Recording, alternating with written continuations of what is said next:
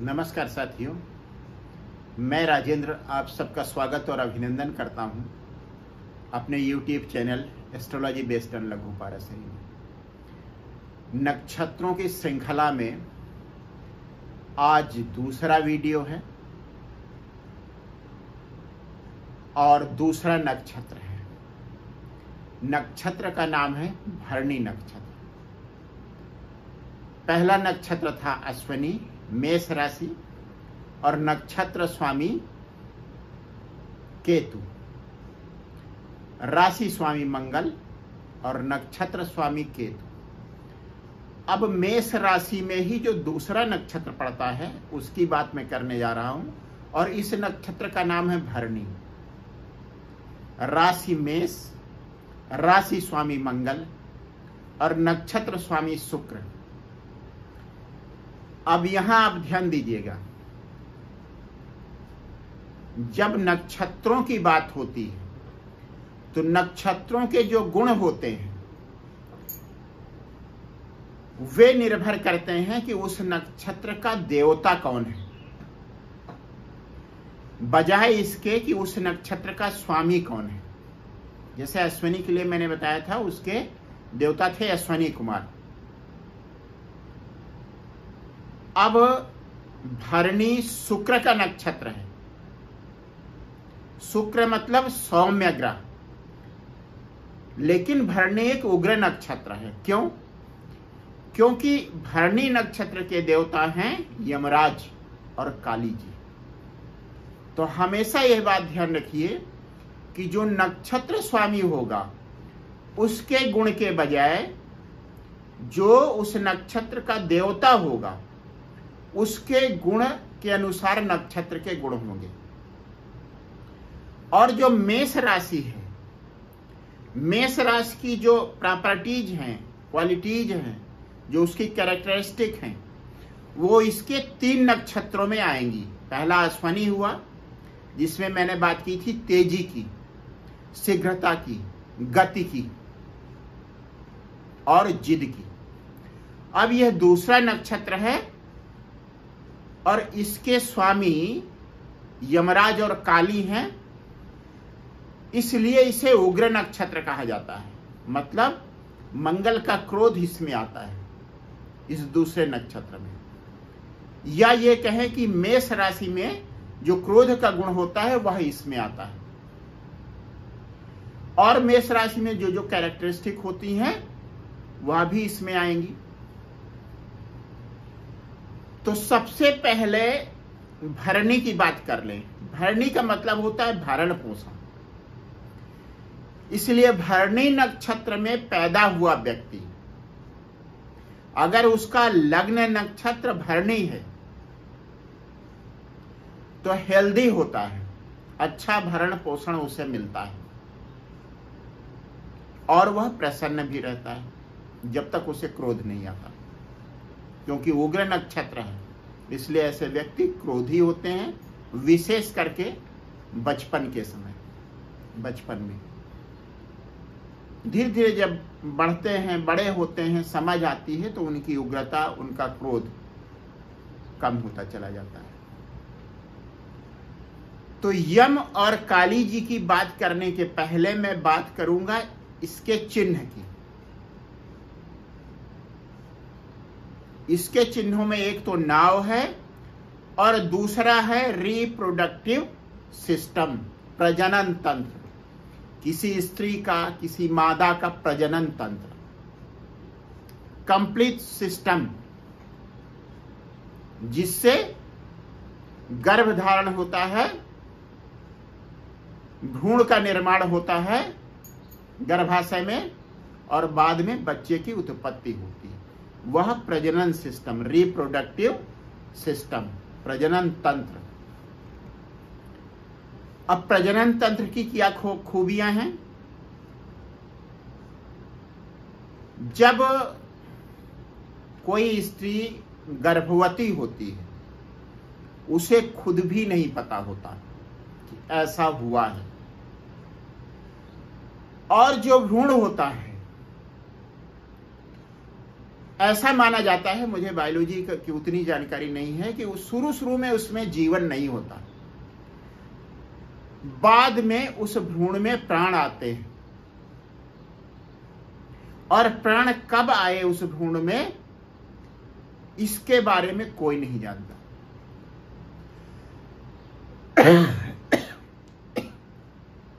वह स्त्री भी नहीं जानती जिसके गर्भाशय में वह भ्रूण पलता है, बड़ा होता है। क्षमा करें। भ्रूण में जीवन आता है और भ्रूण बड़ा होता जाता है, साथ ही साथ गर्भाशय का आकार भी बढ़ता जाता है। तो इस नक्षत्र वाले लोगों में वृद्धि की काफी गुंजाइश होती है, प्रोग्रेस की। दूसरी बात यह है कि जब बच्चा पैदा होता है तो गर्भाशय अपने आकार में आ जाता है। इसका मतलब क्या हुआ? व्यक्ति आवश्यकता के अनुसार कर्म करता है। जब विस्तार की जरूरत होती है तब वह विस्तार करता है, ग्रोथ करता है, और जब जरूरत नहीं होती तो वह नॉर्मल रहता है। दूसरी बात आती है कि गर्भधारण का पता किसी को नहीं होता, मां को भी पता नहीं होता शुरुआत का। इसका क्या मतलब हुआ कि ऐसे व्यक्ति, भरणी नक्षत्र वाले व्यक्ति, सीक्रेट को बनाए रखते हैं, गोपनीयता को बनाए रखते हैं। तो एक चीज तो हुई ग्रोथ, उच्च पद, विस्तार, और दूसरी हुई गोपनीयता। तो ऐसे व्यक्ति सरकार के किसी गोपनीय विभाग में उच्च पद पर तैनात हो सकते हैं। अगर बात करें प्रोफेशन की तो एक तो प्रोफेशन ये हो गया। अब दूसरी बात आती है, बच्चा जब बाहर आता है गर्भ से तो जो रिप्रोडक्टिव सिस्टम है उससे पूरी तरह से डिटैच हो जाता है। अब यहां पर यमराज का भी एक गुण देखें। जब व्यक्ति की आयु पूरी होती है, उसकी मृत्यु होती है, तब वह जीवन से डिटैच हो जाता है। जन्म के बाद बच्चे का कोई संबंध मां के रिप्रोडक्टिव सिस्टम या प्रजनन तंत्र से नहीं रहता है, डिटैच हो जाता है। और डिटैचमेंट जो है वो क्या है? वह जोड़ा जाता है अकल्ट से, तंत्र से, मोक्ष से। तो ऐसे व्यक्ति गुप्त उपासना कर सकते हैं, तंत्र के प्रयोग कर सकते हैं, और संसार से विरक्त हो सकते हैं, डिटैच हो सकते हैं।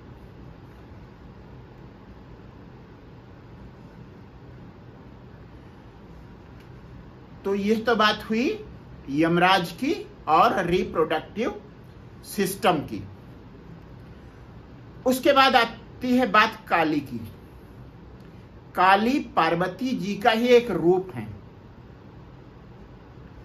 काली जी के जो बच्चे थे, गणेश जी और कार्तिकेय, जब वे छोटे थे, कार्तिकेय बहुत बड़े योद्धा हैं, लेकिन जब वे छोटे थे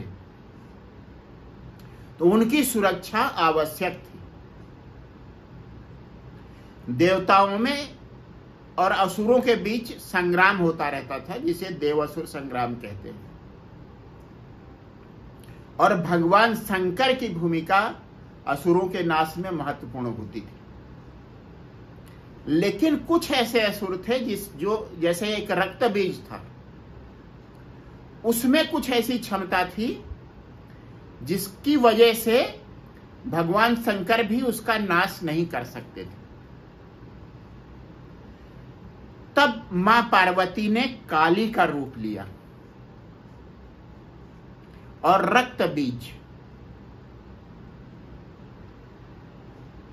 बीज में खासियत थी कि उसके शरीर से यदि उस पर प्रहार किया जाए और उसके शरीर से रक्त की कोई बूंद जमीन पर गिरे तो उस बूंद से दूसरा रक्त बीज उत्पन्न हो जाता था। तो अब काली जी ने इसके लिए क्या किया, उनके हाथ में खप्पर था एक हाथ में और दूसरे हाथ में कटार थी या तलवार थी। उन्होंने उस कटार से रक्त बीज का सिर धड़ से अलग किया और जो रक्त निकला उसे जो उनके दूसरे हाथ में जो पात्र था उस पात्र में भर लिया और पूरा का पूरा पी गई। अब इसमें दो एक्सट्रीम रूप आते हैं, एक पार्वती जी का और दूसरा काली जी का। सौम्य पार्वती जी और दूसरा उग्र रौद्र रूप वाली काली जी।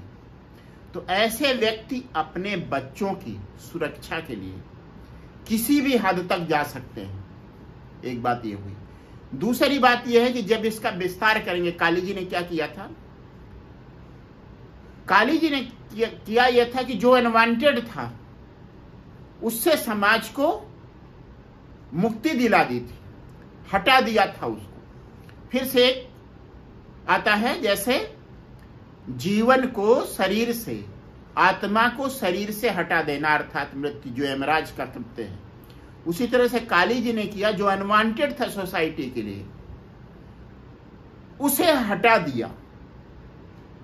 तो इसमें क्या हुआ, दो एक्सट्रीम, एक अतिरेक रूप आए एक ही नारी के, एक पार्वती जी का जिसमें सौम्यता है और दूसरा काली जी का जिसमें उग्रता है। तो ऐसे व्यक्ति संयमी होते हैं, लेकिन जब जरूरत पड़ती है, समाज में किसी तरीके का कुछ गलत हो रहा है, तो उसके लिए वे सामने आते हैं और उसको जड़ से हटा के मानते हैं। ऐसा माना जाता है कि अब्राहम लिंकन का जन्म नक्षत्र भरणी था या उनके कुछ ग्रह भरणी नक्षत्र में थे। अब्राहम लिंकन का ग्रोथ पोटेंशियल आप समझ सकते हैं, गरीब घर का बच्चा जो किताबें मांग कर पढ़ाई करता था, बाद में अमेरिका का प्रेसिडेंट हुआ और उन्होंने अमेरिका में समाज सुधार के अनेक कार्य किए। उसके डिटेल में मैं अभी नहीं जा रहा हूं, नहीं तो वीडियो लंबा हो जाएगा। तो ऐसे व्यक्ति में विस्तार की संभावना रहती है और उस विस्तार का उपयोग वे समाज से किसी बुराई को समाप्त करने के लिए करते हैं, अर्थात समाज सुधारक होते हैं। जैसे राजा राम मोहन राय का नाम लिया जाता है, मुझे नहीं पता उनका जन्म नक्षत्र कौन सा है, लेकिन राजा राम मोहन राय का नाम समाज सुधारक के रूप में जाना जाता है भारत में। उन्होंने सती प्रथा की समाप्ति के लिए बहुत कुछ किया और भी समाज में जो तमाम कुरीतियां थी उनके लिए राजा राम मोहन राय जीवन भर लड़ते रहे। ये नारी पर होने वाले जो अत्याचार हैं उनके लिए जो लोग लड़ते हैं, जो संस्थाएं इस कार्य को करती हैं, वो कार्य भी भरणी नक्षत्र के से जुड़ा रहता है और हो सकता है उन लोगों का कोई ग्रह या उनका जन्म नक्षत्र या उनका लग्न नक्षत्र भरणी। 3 नक्षत्र सबसे महत्वपूर्ण होते हैं। एक जन्म नक्षत्र अर्थात चंद्रमा जिस नक्षत्र में है, दूसरा लग्न नक्षत्र, लग्न का नक्षत्र कौन सा है। जैसे व्यक्ति की मेष राशि है तो मेष राशि में नक्षत्र आया भरणी का। और तीसरा आपको ये देखना रहता है कि नक्षत्र स्वामी कहां बैठा हुआ है, शुक्र कैसी स्थिति में है।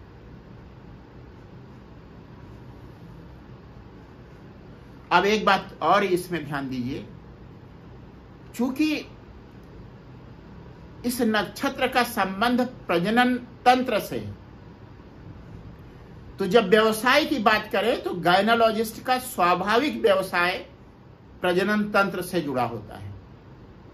तो समाज सुधार एक प्रोफेशन हो गया, दूसरा हो गया स्त्री रोग विशेषज्ञ।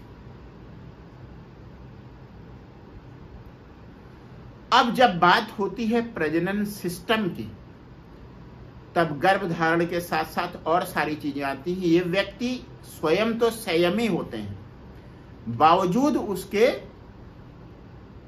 कि इनमें सेक्स एनर्जी ज्यादा होती है, ये संयमी होते हैं। लेकिन अगर भरणी नक्षत्र वाले व्यक्ति का 8वां भाव पीड़ित हो, मान लीजिए वहां पे राहु स्थित, तो बचपन में उस बच्चे के साथ सेक्स एब्यूज जैसी घटना हो सकती है, या वह बच्चा जब थोड़ा बड़ा होता है, टीन एज में होता है, तब भी गार्जियंस को थोड़ी सावधानी बरतने की आवश्यकता होती है। दूसरा, इस नक्षत्र का संबंध सेक्स से है, इसलिए टीन एज के साथ एक दिक्कत वो भी आ सकती है तब जब नक्षत्र पीड़ित हो। अन्यथा ऐसे व्यक्ति संयमी स्वभाव के होते हैं। तो इसमें जीवन भी है, मृत्यु भी है। जीवन और मृत्यु का चक्र भरणी नक्षत्र को ठीक से रिप्रेजेंट करता है। एक तरह से दो एक्सट्रीम, दो अतिरेक स्थितियां हैं, दो एक्सट्रीम कंडीशंस हैं, एक जन्म की और मृत्यु की।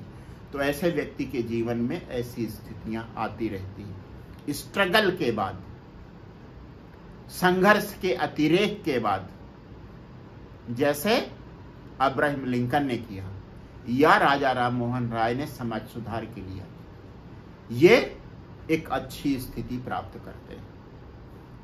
उतार चढ़ाव की पराकाष्ठा इनके जीवन में देखने को मिलती है। संयमी होते हैं, परिपक्व होते हैं, किसी चीज की का कॉन्फिडेंशियल गोपनीयता बनाए रखते हैं और अनासक्त होते हैं, डिटैच्ड होते हैं, अगर नक्षत्र पीड़ित नहीं है।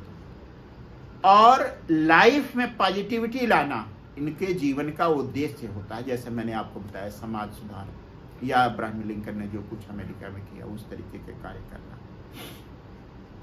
दूसरी बात क्या है कि बच्चे को जन्म देना एक परंपरा है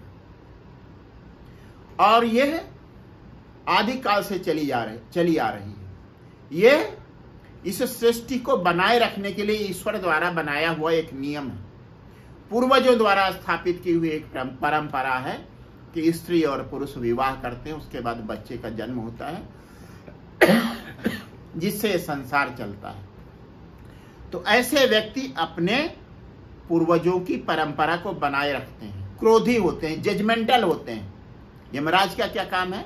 यमराज के सहायक कौन है? चित्रगुप्त, जो व्यक्ति के पाप और पुण्य का, मतलब अच्छे कामों का और खराब कामों का लेखा जोखा रखते हैं या जज करते हैं कि यह व्यक्ति कैसा है, और उस लेखा जोखा के आधार पर यमराज उस व्यक्ति को नरक में या स्वर्ग में भेजते हैं। मतलब एक अच्छे जज हो सकते हैं। जज क्या करता है? पूरी स्थिति को समझता है और उसके बाद वो क्या काम करता है? व्यक्ति को जेल भेजना है, फांसी देना है या छोड़ देना है। व्यक्ति निरपराध है, उसने कोई अपराध नहीं किया। तो चीजों को समझकर ढंग से जो काम यमराज का है, जज निर्णय देता है। तो ऐसे व्यक्ति अच्छे जज भी हो सकते हैं। और ये जो मैंने आपको बात बताई जजमेंटल की बात, एक ऋषि का पुत्र हुआ है नचिकेता। ऋषि यज्ञ कर रहे थे। यज्ञ में उस समय आहुति भी दी जाती थी और ये कहा जाता है कि प्रिय व्यक्तियों की आहुति दी जाती है और वह आहुति अलग अलग देवताओं को समर्पित की जाती है। नचिकेता को यह ठीक नहीं लग रहा था, तो उन्होंने थोड़ा उसमें व्यवधान डाला, अपने पिता से पूछा, क्योंकि पुत्र थे तो पिता के सबसे ज्यादा प्रिय थे। तो नचिकेता ने पूछा कि आप मुझे किस देवता को समर्पित कर रहे हैं। जो उनके पिताजी थे वो बात को टाल गए, लेकिन जब कई बार कहा तो ऋषि को क्रोध आ गया। उन्होंने कहा मैं तुम्हें यमराज को सौंपता हूं। और नचिकेता यमराज से मिलने के लिए चले गए। उनके द्वार पर भूखे प्यासे बैठे रहे और यमराज को पता था कि एक नवयुवक मेरे पास आया हुआ है, लेकिन फिर भी उन्होंने प्रतीक्षा की। किस बात की प्रतीक्षा? उसके धैर्य की, उसकी सहन शक्ति की। क्यों? क्योंकि वे जज कर रहे थे कि इस व्यक्ति से मेरी जब मुलाकात होगी, इस नवयुवक से मेरी मुलाकात होगी, जो साक्षात्कार होगा, उसके यह योग्य है कि नहीं।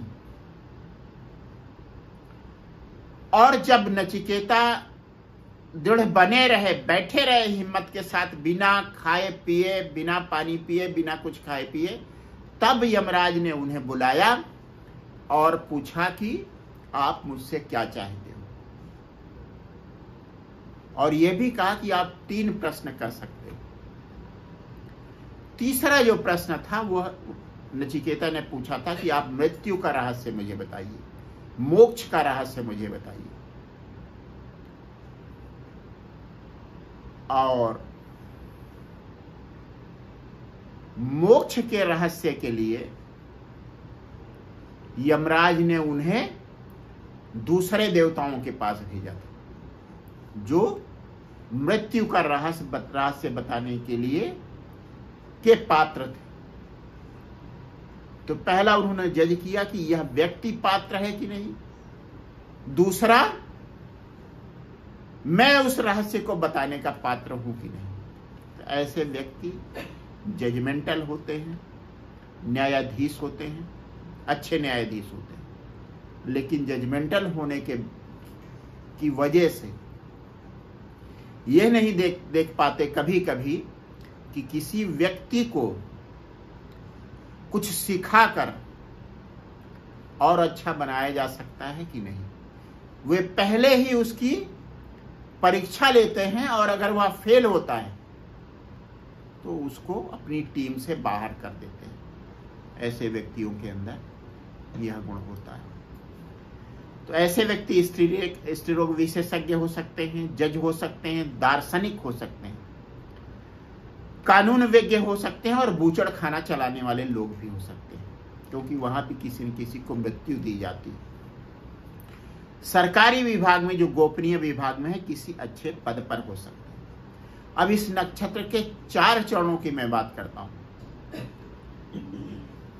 यह नक्षत्र शुरू होता है मेष राशि में 13 डिग्री 20 मिनट से 26 डिग्री 40 मिनट।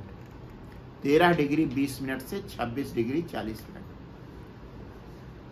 कुल मिलाकर 13 डिग्री 20 मिनट का एक नक्षत्र होता है। उस 13 डिग्री 20 मिनट को 4 चरणों में विभाजित किया जाता है। वे 4 चरण नक्षत्र चरण कहलाते हैं। तो भरणी नक्षत्र के 4 चरण हो गए। एक चरण होगा 3 मिनट 20 सेकंड का और पूरा नक्षत्र होगा 13 मिनट 20 सेकंड का। तो पहला नक्षत्र जो पड़ेगा वो सिंह राशि में पड़ेगा। ये व्यक्ति सिंह राशि के गुणों के अनुरूप, अब आप देखिए, मेष राशि है, मेष राशि की विशेषताएं व्यक्ति में होंगी और पहला चरण इसका पड़ रहा है सिंह राशि में, अच्छे पद पर जा सकते हैं। दूसरा पड़ेगा कन्या राशि में, फिर जैसा बात हुई स्त्री रोग विशेषज्ञ बन सकते हैं।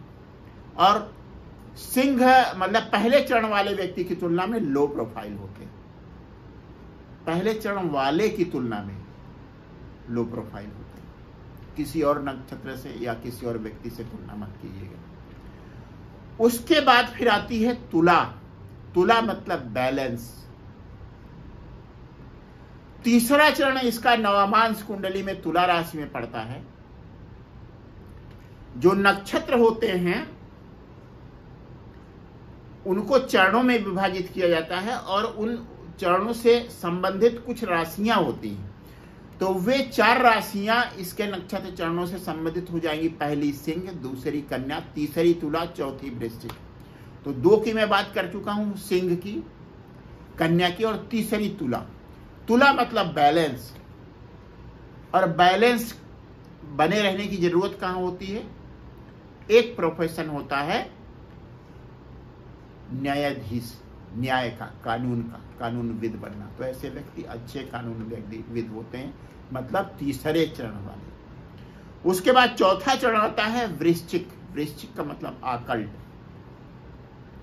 वृश्चिक राशि मतलब जो गोपनीय, गोपनीयता इसमें सबसे बड़ी हो जाती है, सबसे महत्वपूर्ण तथ्य हो जाता है। आकल्ट जो छुपा हुआ है, रिसर्च, कहीं किसी तरीके की खोज करना। तो ऐसे कामों में ऐसे व्यक्ति अच्छा करते हैं। गुप्तचर हो सकते हैं, जैसे भारत की रॉ एजेंसी, उसमें अच्छे पद पे काम कर सकते हैं और बहुत अच्छा काम कर सकते हैं। तांत्रिक हो सकते हैं, योग कर सकते हैं, मेडिटेशन कर सकते हैं।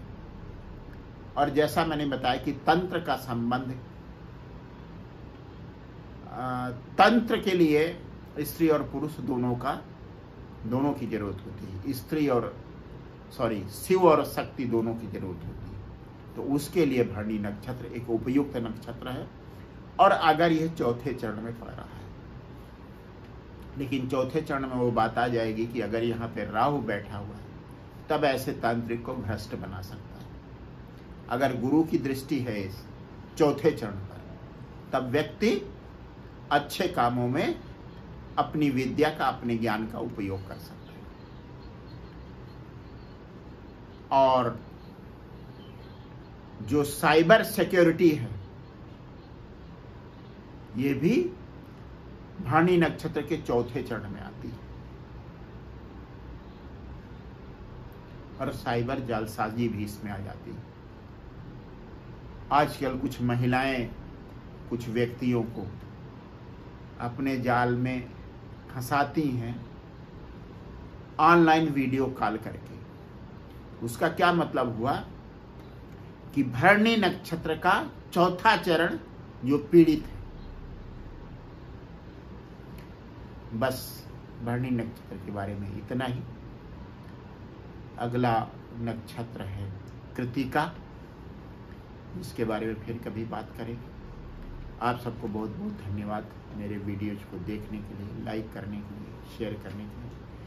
यदि आपने अभी तक मेरे चैनल को सब्सक्राइब नहीं किया है तो मैं आपसे निवेदन करूंगा, कृपया उसे सब्सक्राइब करें। एक बार फिर से आप सबका बहुत बहुत धन्यवाद।